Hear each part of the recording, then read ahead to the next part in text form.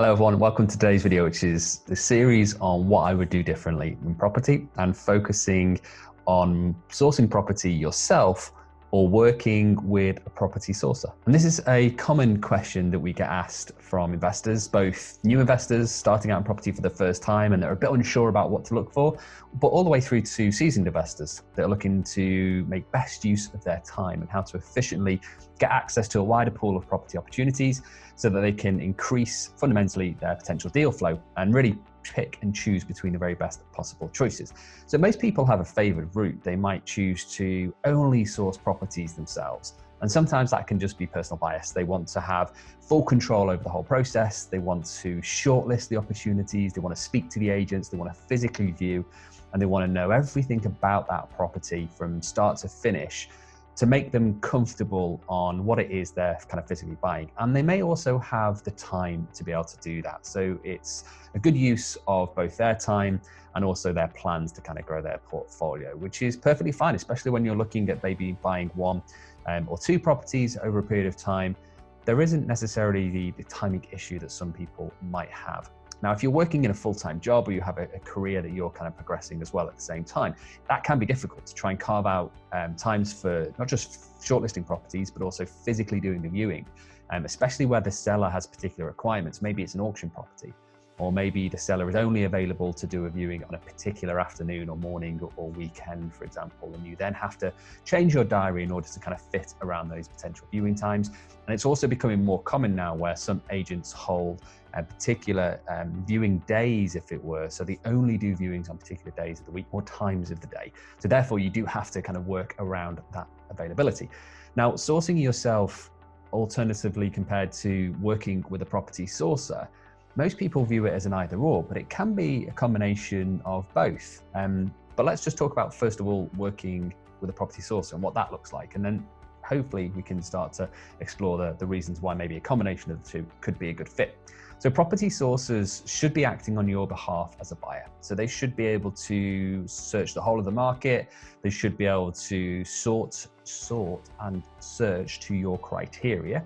So if you have a particular aim for a postcode, price range, property type, tenant type, they should be able to go to the market and find the very best opportunities for you, bring them back, and then help you kind of guide and assist in terms of what sort of questions to maybe look for, what sort of things to look for in the properties, and really sort of cherry pick those perfect opportunities for you. So as we touched on at the beginning, it gives you access to hopefully a better deal flow.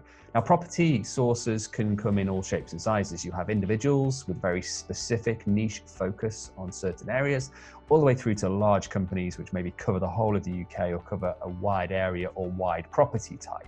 And again, it's personal preference. Some people prefer that kind of one-on-one personal consultation. Other people prefer access to as many properties as possible, and they're happy to go wide and speak to multiple companies, multiple sourcing agents to really get a feel for what is out there kind of on the market. So these are the kind of the extremes. You've got the outlier scenarios, but then at one end of the kind of equation, you've got doing everything yourself, sourcing your own property, all the way through to the other side of the equation, which is kind of working with a property sourcer, letting them do everything, and then simply signing the checks when they need to be kind of signed, if it were, and speaking with the solicitors when you're looking to progress it. But there's this middle ground, and this is what I would do differently kind of starting out again, which is a combination of the two. If you have full access to property sources and you have available time to source properties as well, or certainly shortlist properties, so maybe you're not physically doing the viewings, but you're maybe looking at the major property portals to find the right opportunities, then I think a combination of the two can really help, because it gives you some good insight into what the property is, what the area is,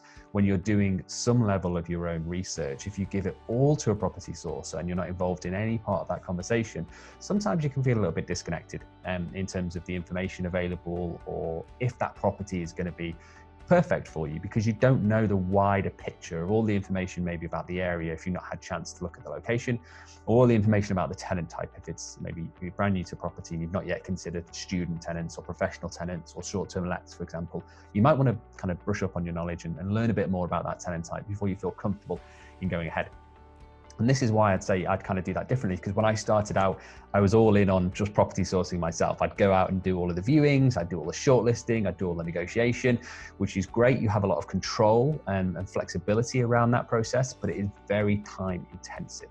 And if you have a full-time job or career kind of elsewhere, fitting that into an evening and weekend is very difficult. You tend to miss opportunities because you're not yet ready to kind of view that property or place an offer on that property, or you don't have all the information to hand maybe because you've not yet done all the research and the seller is keen to sell and they've got multiple offers on that kind of property. It feels a bit maybe kind of pressured into making kind of decisions.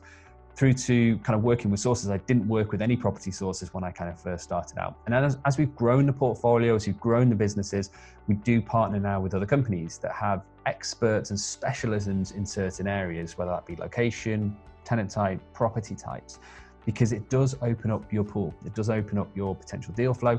And fundamentally, that's what we're all after. We're looking at how to find the very best possible property opportunities at any given moment. So I don't believe it's necessarily a trade-off between you can only do it yourself, but you have to work with the sourcer.